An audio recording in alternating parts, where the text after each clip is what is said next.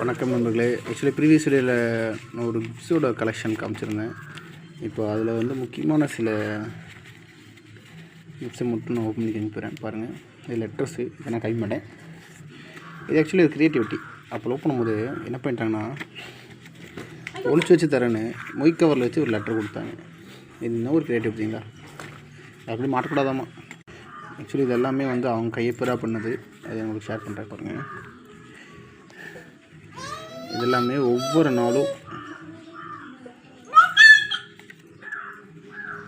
முக்கியமான டேஸ் அப்படிங்கிற டேஸ் வந்து எனக்கு ஒவ்வொரு நாளும் ஒரு ஷீட் மாதிரி எழுதி அதை ஒரு பேக்கேஜிங் பண்ணி கொடுத்தது. இது எப்படி இருக்குன்னு பாருங்கள். தென் இது ஆக்சுவலி இதில் ஒரு ஓப்பன் பண்ணி லெட்டர் வைக்கிற மாதிரி.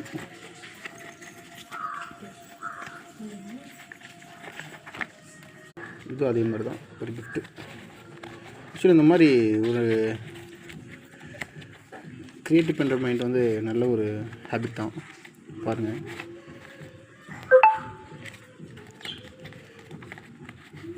இது கொஞ்சம் வருத்தம் தான் இப்போ எனக்கு. ஏன்னு கேட்டிங்கன்னா, எலி லைட்டாக கிடச்சிருச்சு.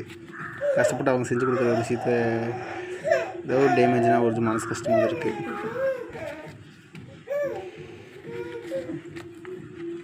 இதுவும் அதே மாதிரி தான். இதை ஓப்பன் பண்ணி இதுக்குள்ளே லெட்டர், பர்த்டேக்கு, தென் போஸ்டல் லெட்டர் அப்படிங்கிற மாதிரி ஒரு கடிட்டு விட்டுச்சு. அதில் ஒரு லெட்டர். என்னடா லெட்டராக வேணும், லெட்டர்ஸ் வந்து அதிகமாக பேசிக்க மாட்டோம். அப்படிங்கிறனால லெட்டர்ஸில் ஷேர் பண்ணிக்கிறேன் நிறைய விஷயத்தை. இது ஒரு கிஃப்ட்டு. இது பாருங்கள், இந்த மாதிரி ஹார்ட் மாதிரி செய்கிறது. இந்த மாதிரி இது மறுபடியும் ரெடி ஆல்ட்ரு பண்ணி பேச்சுக்கிறது. இது நல்ல கிஃப்ட் தான். ஓப்பன் பண்ணி க்ளோஸ் பண்ணி சொல்லியிருந்தேன் ஆல்ரெடி.